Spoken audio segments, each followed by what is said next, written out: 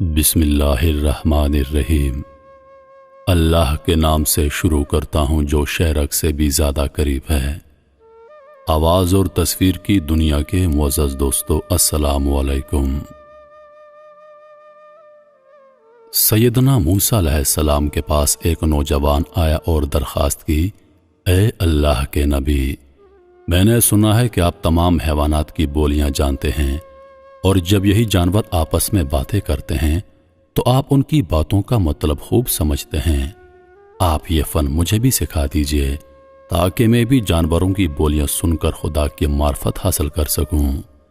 سیدنا موسیٰ علیہ السلام نے اپنے نور بصارت سے اس نوجوان کے ذہن میں چھپی اصل بات دیکھ لی اور اس سے کہا، اس خیال خام سے باز رہ، اس میں بے شمار خطرے ہیں۔ جانوروں کی بولیاں سیکھ کر خدا کی معرفت حاصل نہیں ہوتی، اس کے لیے خدا سے رجوع کرنا پڑتا ہے۔ حضرت موسیٰ علیہ السلام نے اس نوجوان کو بہت سمجھایا، لیکن انسان کی فطرت ہے کہ اسے جس بات سے منع کیا جائے وہ وہی کرتا ہے۔ اس نے موسیٰ علیہ السلام کی بہت محنت سماجت کی۔ تب موسیٰ علیہ السلام نے بارگاہ خداوندی میں عرض کیا، یا الہی، تو بے نیاز ہے۔ ایسا معلوم ہوتا ہے کہ اس نوجوان کی عقل و خرد کو شیطان مردود نے اپنا کھلونا بنا لیا ہے۔ تو ہی بتا میں کیا کروں؟ اگر اسے جانوروں کی بولیاں سکھا دوں تو یہ بات اس کے حق میں نیک نہ ہوگی، اور اگر نہ سکھاؤں تو اس کا دل صدمے سے چور ہوتا ہے۔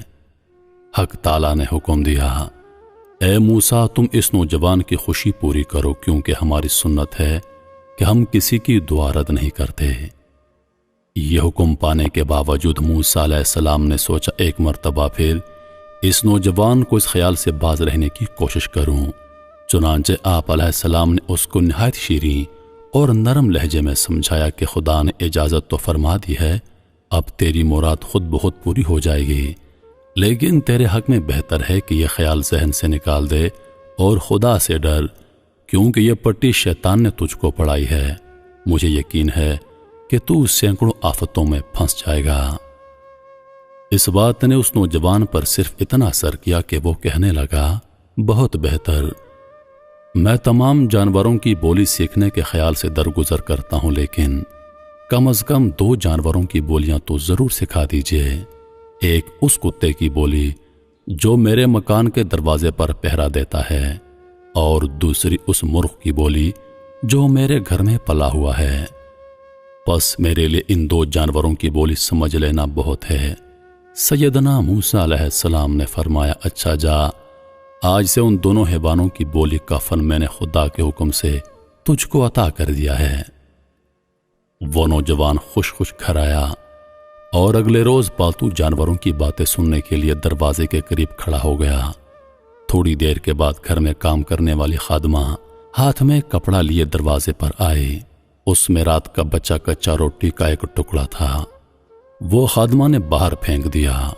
اسی وقت مرغ پھڑپڑاتا ہوا آیا اور وہ ٹکڑا اٹھا کر اپنی چونچ میں دبا لیا۔ پہرا دینے والے کتے نے دیکھ کر مرغ سے کہا، یار تو بڑا لالچی ہے، دانا چک کر اپنا پیٹ بھر سکتا ہے، باسی روٹی کا یہ ٹکڑا ہمارے حصے کا تھا، وہ بھی تو نے اچک لیا۔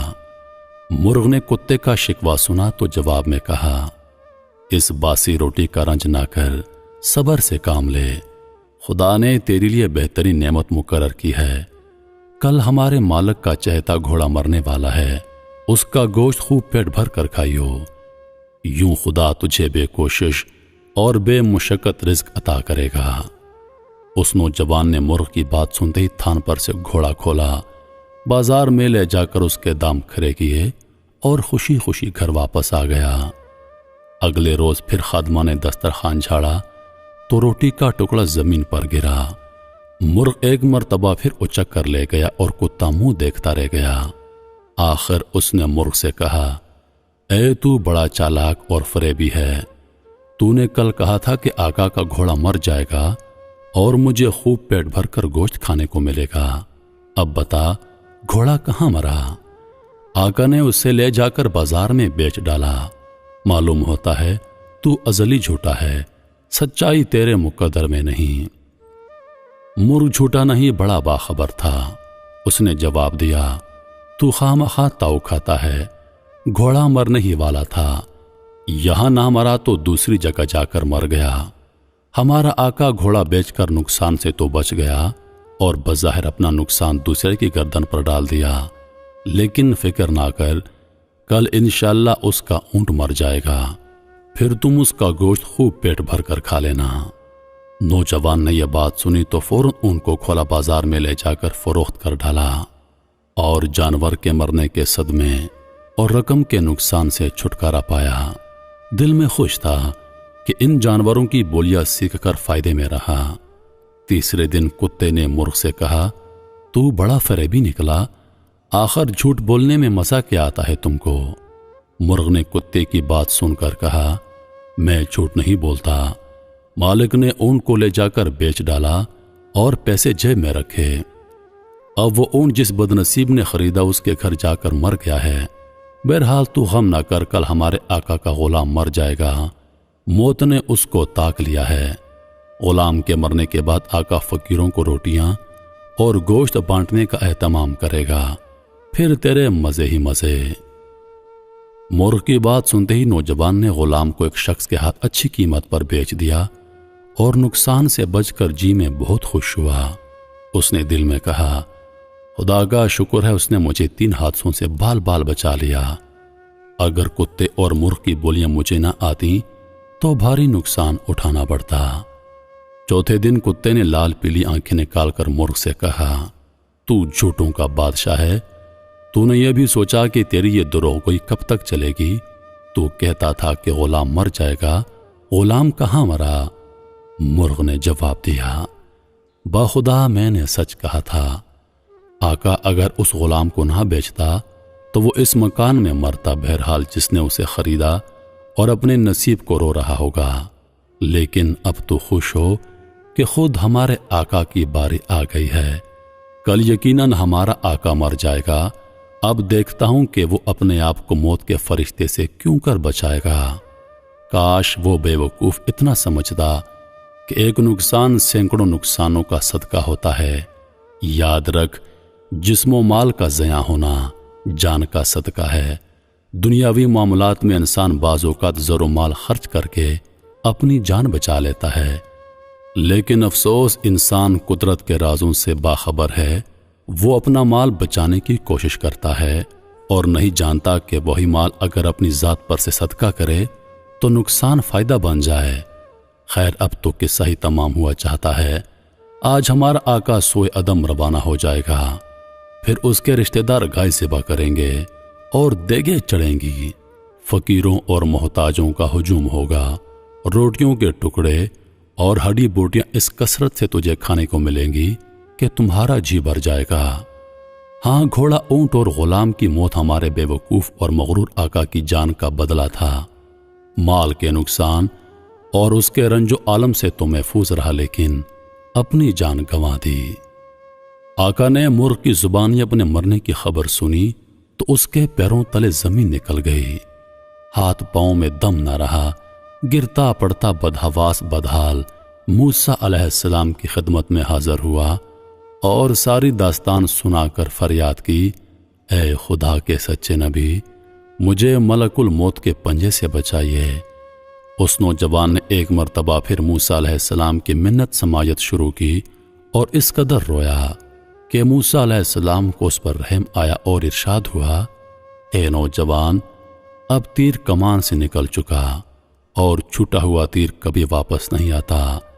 قضا نے تیرے گھر کو دیکھ لیا ہے اور اسے ٹالنا میرے بس میں نہیں۔ ہاں، بارگاہ الہی میں تیرے لیے درخواست پیش کرتا ہوں کہ جب تیری روح بدن کا ساتھ چھوڑے تو ایمان کی دولت تجھے نصیب ہو۔ زندہ وہی ہے جو ایمان سلامت لے جائے۔ ابھی پیغمبر خدا کی بات پوری نہ ہوئی تھی کہ اس کا جی گھبرانے لگا، دل گھبرایا، ہاتھ پاؤں سن ہونے لگے، یکایک خون کی الٹی ہو گئی اس کو۔ یہ ہیضے کی الٹی نہ تھی بلکہ موت کی الٹی تھی۔ اسی وقت 4 آدمی اسے کندھوں پر لاد کر گھر لے گئے۔ مکان پر پہنچے، اس پر نزاع کا عالم طاری ہو گیا، زبان بند ہو گئی، آنکھوں کی پتلیاں پھر گئیں، کانوں کی لویں مڑ گئیں۔ آخرکار اس نے ایک ہچکی لی اور اپنی جان آفرین کو سونپ دی۔ سیدنا موسیٰ علیہ السلام نے خبر سنی تو بارگاہ الہی میں دعا کی، اے اللہ اسے ایمان کی دولت نصیب فرما، اپنی شان کے صدقے میں اسے بخش دے۔ ہر چند اس نے گستاخی اور ضد کی لیکن وہ نادان تھا۔ محترم عزیز دوستو، اللہ پاک نے اس کائنات میں جو چیزیں انسانوں کے لیے مخفی رکھی ہیں اس میں ہمارا ہی فائدہ ہے، لیکن بعض اوقات انسان قدرت کے فیصلوں کے خلاف جاتا ہے۔ انسان بعض اوقات قدرت کو چیلنج کرتا ہے اور ہمیشہ نقصان اٹھاتا ہے۔ جب انسان قدرت کے خلاف جائے گا، جب انسان اللہ کے کاموں میں گستاخی کرے گا، تب انسان نقصان اٹھائے گا۔ اللہ پاک نے ہمارے لیے جو مقرر کر رکھا ہے اس میں ہماری بہتری ہے، اس لیے کبھی بھی قدرت کے فیصلوں میں دخل اندازی نہیں کرنی چاہیے، ورنہ ہمیشہ نقصان اٹھانا پڑے گا۔